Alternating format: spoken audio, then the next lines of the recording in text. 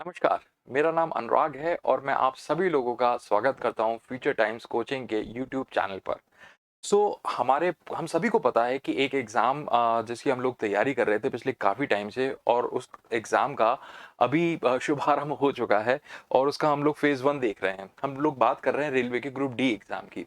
तो इसी एग्ज़ाम के मद्देनज़र एक सिलसिला हम लोगों ने शुरू करा। हमने कहा कि एक छोटा-छोटा सा एक वीडियो रिकॉर्ड करते हैं, एक वीडियो बनाते हैं बच्चों के लिए, स्पेशली उन क्वेश्चंस के ऊपर जो अभी रिसेंटली पूछे जा रहे हैं, ताकि जो एग्ज़ाम अभी हम लोगों ने देखा फ़ेज़ 1 का एग्ज़ाम हमने देखा उसको जब हमने एनालाइज़ किया, तो हमने देखा कि यार जो फ़ोर्स से रिलेटेड कुछ क्वेश्चन्स आए थे, मोशन से रिलेटेड क्वेश्चन आया है, इलेक्ट्रिसिटी से रिलेटेड क्वेश्चन आया है। तो मैंने सोचा कि क्यों ना हम लोग एक छोटा-सा वीडियो रिकॉर्ड करें, एक छोटा-सा वीडियो बनाएँ, जिसमें हमारे पास इलेक्ट्रिसिटी का बहुत ही एक इम्पोर्टेंट कॉन्सेप्ट है यहाँ पर, जिसको हम लोग क्या कहते हैं, इलेक्ट्रिक पावर कहते हैं। इसे हम लोग क्या नाम से जानते हैं? इलेक्ट्रिक पावर के नाम से जानते हैं। हिंदी में बोले तो इसे कहते हैं विद्युत शक्ति। तो ये जो विद्युत शक्ति है, इलेक्ट्रिक पावर का है, इस पे मैं एक आपको बहुत जल्दी से एक ब्रीफ में एक छोटे से अपने तरीके से समझाऊँगा कि इलेक्ट्रिक पावर है क्या और इसका क्या फ़ॉर्मूला बनता है और इससे फिर हम लोग देखेंगे कि क्या-क्या न्यूमेरिकल पूछे जा सकते हैं। मैं बात कर रहा हूँ पूरे इलेक्ट्रिसिटी चैप्टर में अगर आप देखें, तो ये अकेला एक छोटा-सा एक ऐसा टॉपिक है जिस पर इतने सवाल प्रीवियस ईयर्स में पूछे गए हैं, पिछले सालों में और कई एग्ज़ाम में ये टॉपिक बहुत अहम है। इसीलिए मैंने इलेक्ट्रिक पावर को भी यहाँ पर चूज़ करा है कि आप देखेंगे इसकी वैरायटी देखना कि इसमें कितने आपका फ़ॉर्मूला बनेगा और किस तरीके से इस पर जो हम सवाल बना सकते हैं। तो मैंने इसीलिए वीडियो को चाहे लंबा ना हो जाए इसलिए इसको 2 पार्ट में बनाया है। आज हम लोग बात कर रहे हैं इसके पार्ट 1 की और पार्ट 1 में मैं सिर्फ़ आज आपको इलेक्ट्रिक पावर क्या है, इसका फ़ॉर्मूला क्या बनेगा, उसके बारे में बताऊँगा और फिर हम इसका जब पार्ट 2 कर रहे होंगे, तो पार्ट 2 में हम लोग देखेंगे कि किस तरीके से जो सवाल हमसे पूछे गए हैं, उन सवालों का आंसर करेंगे यही वाले फ़ॉर्मूलाज़ को या इसी वाले जो अंडरस्टैंडिंग आज जो हम क्रिएट करेंगे, ट्रिक्स बनाएँगे, उसको इस्तेमाल करते हुए, ठीक है? तो चलिए शुरू करते हैं। सबसे पहले हम लोग बात करेंगे कि व्हाट इज़ पावर? आखिर ये जो इलेक्ट्रिक पावर जिसको हमने विद्युत शक्ति कहा है क्या? तो देखो यार इससे पहले ना आप ये बात करो कि यार सबसे पहले हमारे को ये समझ में आए व्हाट इज़ पावर? पावर ही समझ में आ जाए क्या है? तो देखो पावर का मतलब सिंपल है rate of doing work. Power का क्या मतलब होता है? रेट ऑफ डूइंग वर्क यानी कि अगर मैं कोई कार्य कर रहा हूँ, तो उस कार्य करने की दर क्या होगी? यार मैं क्या कार्य कर रहा हूँ? मैंने भई कहा है कि मुझे क्या करना है, एक मेरे पास पानी की बाल्टी है 10 किलो की, उस पानी की बाल्टी को उठाकर मुझे अपने घर के बिल्कुल तीसरी मंजिल के ऊपर लेकर जाना है। तो मैं ये क्या कर रहा हूँ, कोई कार्य कर रहा हूँ। अब यही कार्य मैंने आपको करने के लिए भी दे दिया। मैंने कहा भई चलो उठाओ 10 किलो की बाल्टी और चलो मेरे साथ चलो 3 मंजिल ऊपर रख कर आनी है। अब ये दोनों लोग यानी कि मैं और आप दोनों इस कार्य को करने वाले हैं। तो हम देखें जो वर्क डन यहाँ पर होगा, दोनों आप और जो मैं कर रहे हैं, वो सेम ही आने वाला है, सेम ही होगा वर्क डन तो। बट ये पक्की बात है कि हो सकता है समय किसी को कम लगे, किसी को ज़्यादा लगे। भई मैंने ये काम करने में लगाए 10 मिनट, आपने काम करने में लगा दिए 15 मिनट।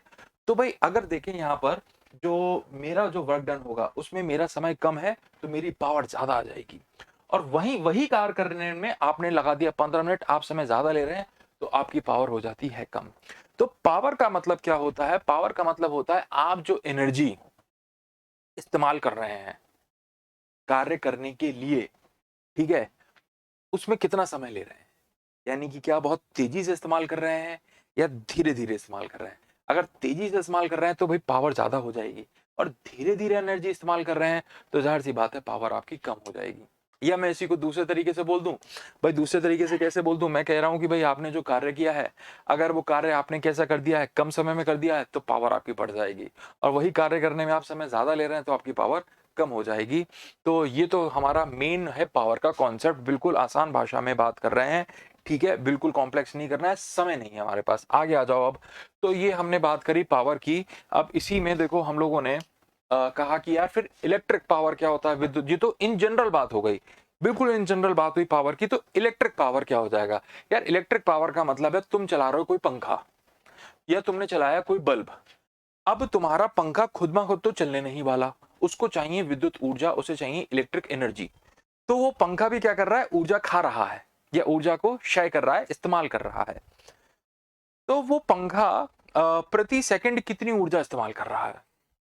वो पंखा प्रति सेकंड कितनी ऊर्जा इस्तेमाल कर रहा है, या जो तुमने बल्ब लिया, वो बल्ब तुम्हारा प्रति सेकंड कितनी ऊर्जा इस्तेमाल कर रहा है, उसी को हम लोग क्या कहेंगे, उसी को हम लोग यहाँ पर उस पंखे की पावर कहेंगे या फिर उस बल्ब की पावर कहेंगे।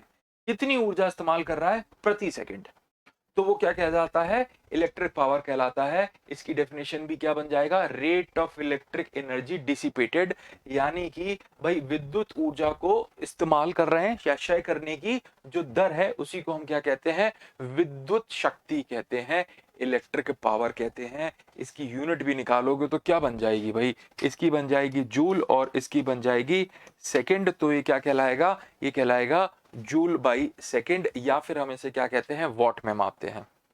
तो अगर जैसे मैं कहूं कि हमारे पास कोई एक बल्ब है इलेक्ट्रिक, हमने क्या ले लिया, कोई हमने एक इलेक्ट्रिक बल्ब ले लिया, अब ध्यान से समझेंगे इस बात को, और वो इलेक्ट्रिक बल्ब कितने का है जी, 100 वाट का है।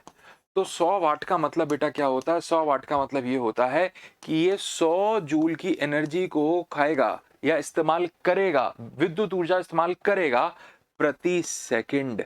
इसका ये मतलब होता है 100 वाट का। अगर ये 200 वाट का बल्ब है, इसका मतलब ये प्रति सेकंड कितनी ऊर्जा इस्तेमाल करने वाला है, ये 200 जूल की ऊर्जा इस्तेमाल करने वाला है। बल्ब हटा दो, एसी ले लो 2000 वाट का, तो 2000 वाट का एसी का मतलब क्या हो जाएगा, प्रति सेकंड वो कितनी ऊर्जा इस्तेमाल कर रहा है, 2000 आपका जूल ऊर्जा प्रति सेकंड। टाइम बहुत इंपॉर्टेंट है यहाँ पर भाई, कंपेयर कर लो जरा किसको, इलेक्ट्रिक बल्ब को किसके साथ, हमारे एयर कंडीशनर के साथ।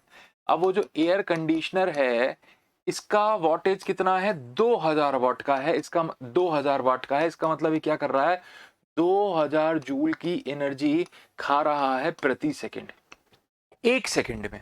ठीक है, ये एक सेकंड में कितनी ले रहा है, 100 जूल की एनर्जी इस्तेमाल कर रहा है। इससे पता चल रहा है क्लियरली इसका जो पावर है कम है, इसका पावर जबकि बहुत ज्यादा है। ठीक है, एक तो ये पावर का कंपैरिजन हमने यहाँ पर कर लिया, इससे हमने समझ लिया कि भाई पावर किसी की कम क्या है, कम है तो उसका मतलब क्या है, किसी की पावर ज्यादा है तो उसका मतलब क्या है। अब बात यहीं रुकेगी नहीं, इस पे न्यूमेरिकल पूछेगा। अब वो न्यूमेरिकल जब पूछेगा तो न्यूमेरिकल जब इसमें हमने बनाना है, तो मैं न्यूमेरिकल बनाने के लिए हमें ना यहाँ पर कुछ फॉर्मूलाज समझ में आने चाहिए। फॉर्मूला हमें कैसे समझ में आना चाहिए, हमने कहा यार एक तो तुम्हें बहुत मैंने बता दिया, पावर बराबर क्या होता है, वर्क बटे टाइम होता है। अब यार इसको हम लोग क्या करने वाले हैं ना, इलेक्ट्रिसिटी के साथ जोड़ने वाले हैं। ठीक है, पावर का कनेक्शन इलेक्ट्रिसिटी के साथ भी तो करना, विद्युत के साथ भी तो बनाना है। तो मैंने कहा कि यार एक आपको पोटेंशियल डिफरेंस का मतलब पता होगा, पोटेंशियल डिफरेंस जिसको हम लोग किससे डिनोट करते हैं, वी से करते हैं। इसका मतलब क्या होता है, इसका मतलब होता है किसी भी परिपथ में या फिर किसी भी इलेक्ट्रिकल सर्किट में अगर आपने चार्ज को, किसी यूनिट पॉजिटिव चार्ज को अगर घुमाया एक बिंदु से दूसरे बिंदु तक, कहीं भी आप उस चार्ज को घुमा रहे हैं, तो वो कितना कार्य कर रहा है, कितना वर्क कर रहा है, या फिर हमें कितना वर्क करना पड़ेगा उस चार्ज को सर्किट में घुमाने में, वो कहलाता है पोटेंशियल डिफरेंस। अब V बराबर, इससे हमें पता चल गया क्या हो जाएगा, V बराबर यहां पर W बाई Q हो जाएगा, बनेगा।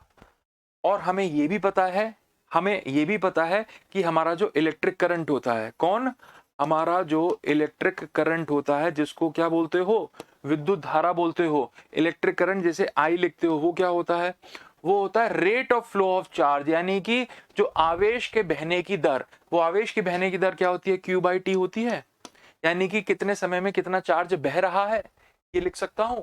इससे हमारे को क्लियरली Q की वैल्यू कितनी मिल रही है, Q बराबर I इंटू टी मिल रहा है, करंट गुणा समय मिल रहा है। अगर मैं यहाँ पर ये जो आपने इक्वेशन बनाई थी ये वाली, इसमें मैं वर्क डन बराबर लिख सकता हूं, वर्क डन हमारा कितना, मुझे वर्क डन निकालना है, वर्क की वैल्यू निकालनी है, तो मैं इसको यहाँ पर क्या लिख सकता हूँ, V इंटू क्यू लिख सकता हूँ बेटा। और यहाँ पर मैंने अभी चार्ज की वैल्यू निकाली, तो क्या मैं इसको V इंटू आई इंटू टाइम लिख सकता हूँ। ये एक इंपॉर्टेंट रिलेशन है। मैंने यहाँ पर वर्क की वैल्यू निकाल ली है किसके टर्म्स में, पोटेंशियल डिफरेंस करंट और समय के रिस्पेक्ट में। ये वैल्यू उठाकर मैं यहाँ रखने वाला हूँ, पावर के साथ रखने वाला हूँ। अगर तुम्हें ये समझ में आ गया तो तुम कुछ नहीं करोगे, उसको उठाकर यहाँ रख दोगे, और ये कितना हो जाएगा, पावर बराबर वर्क की जगह क्या रखने वाला हूँ, V इंटू आई इंटू टाइम रखूंगा, और नीचे वाला जो टाइम है इससे कट जाएगा। तो देखो बेटा, पावर का एक हमने फॉर्मूला बना दिया, V इंटू आई। ये फॉर्मूला कहीं लिख लो नोटबुक में, और तुम्हारा एक हल्का सा रिवीजन भी हो गया और फॉर्मूला भी बन गया। ये फॉर्मूला बस हमारे काम का है। ये फॉर्मूला अगर तुमने यहाँ पे याद कर लिया, इससे तुम्हारे पावर के न्यूमेरिकल बन जाएंगे, इससे तुम्हारा पावर का न्यूमेरिकल बन जाएगा। अब इसके अलावा ये सारे मैंने पावर के एक साथ फॉर्मूले लिख दिए हैं। पहला फॉर्मूला वर्क बटे टाइम है, एनर्जी बटे टाइम दोनों सेम ही रहेंगे। इसके बाद ये मैंने अभी अभी बनाया था सेकंड वाला, इसको नोट डाउन कर लो। ठीक है, अब हम ये जानते हैं ओम्स लॉ की मदद से। ओम्स लॉ क्या कहता है? ओम्स लॉ कहता है कि V बराबर होता है IR, ये हमने पढ़ा है। अब V बराबर IR, ये आपको कराने की समझाने की जरूरत तो नहीं है ये कहां से आया। अब अगर मैं वोल्टेज की जगह पर IR रख दूं, वोल्टेज की जगह पर अगर मैं क्या रख दूं, IR रख दूं, तो ये कितना बन जाएगा? ये बन जाएगा आपका, अच्छा यहां पर मैंने ये रखा है, वोल्टेज की जगह पर मैंने IR रखा तो I²R बन जाएगा। जबकि मैं यहां से करंट की वैल्यू V/R ले सकता हूं। अगर करंट की वैल्यू V/R ले ली तो दूसरा वाला बन जाएगा। तो इस तरीके से ये 4 फॉर्मूला बनते हैं पावर के। इस तरीके से कितने फार्मूला बन रहे हैं? ये 4 फार्मूला बन गए हैं पावर के। न्यूमेरिकल में यहीं से बन जाएगा सवाल। ठीक है, चारों नोट कर लोगे, वीडियो पॉज करके इन चारों फॉर्मूलाज को नोट कर लेना, न्यूमेरिकल सॉल्व करने में मदद करेगा। इसके अलावा वो क्या पूछता है? Energy consumption. एनर्जी कंजम्पशन हमसे मांग रहा है। एनर्जी कंजम्पशन मतलब कि ऊर्जा जो आप उपयोग कर रहे हैं या फिर आप जो ऊर्जा की खपत करते हैं। तो ऊर्जा की जो खपत होगी बेटा वो इस फॉर्मूले से निकलेगी, एनर्जी बराबर पावर इनटू टाइम से। तो ये वाला फॉर्मूला यहाँ पर नोट करेंगे। अब एनर्जी, आप जैसे कोई हीटर चला रहे हो, तो वो हीटर आपने 500 वाट का है, 1 घंटे तक चलाया, तो कह रहे हैं कि जो उसने कितना हीट एनर्जी, कितना उसमें वो जो ऊर्जा है या ऊष्मा है उसने पैदा किया है। तो देखना यार, एनर्जी बराबर हीट होगा, एनर्जी बराबर हीट होगा, फॉर्मूला पावर इनटू टाइम लगेगा। अब वहां पर वो पता है पावर नहीं देगा, वो तुम्हें करंट की बात करेगा, रेजिस्टेंस की बात करेगा। तो पावर का अभी अभी एक फॉर्मूला हम पीछे बना कर आए थे, I²R। तो I²R को टाइम से मल्टीप्लाई कर देंगे तो क्या बन जाएगा? हीट भी बन जाएगा। तो देखो पावर भी है इसमें, इसमें एनर्जी भी है, इसमें हीट भी है, सब एक दूसरे के साथ जुड़े हुए हैं। इसीलिए मैंने कहा ये टॉपिक बहुत ही ज्यादा इंपॉर्टेंट है हो जाएगा, क्योंकि इस पे सिर्फ पावर पे नहीं बनेगा, इस पे एनर्जी पे भी बनेगा, इस पे टाइम पे भी बनेगा, इस पे आपका हीट पे भी सवाल बनेगा। ठीक है, तो 2 फार्मूला और आपके मैंने बताए कि पावर कंजम्पशन के ऊपर, एनर्जी कंजम्पशन के ऊपर ये हो गए।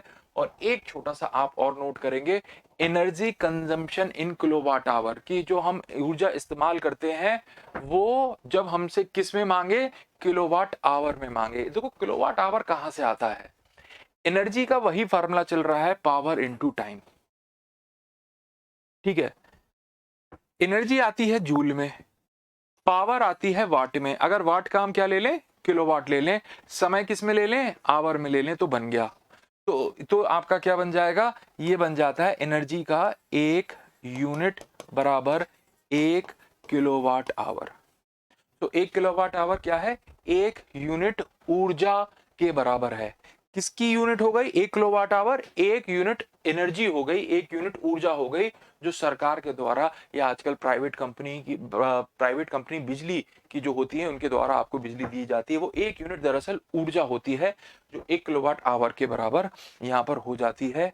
तो इससे भी हम लोग क्या करते हैं, इससे भी हम लोग पूछ लेते हैं कि भाई ये जो 1 यूनिट है इसमें दरअसल कितने जूल होंगे, तो वो याद रख लेना 36 लाख होते हैं, 36 लाख जूल होते हैं। ये क्वेश्चन भी पूछा जाता है।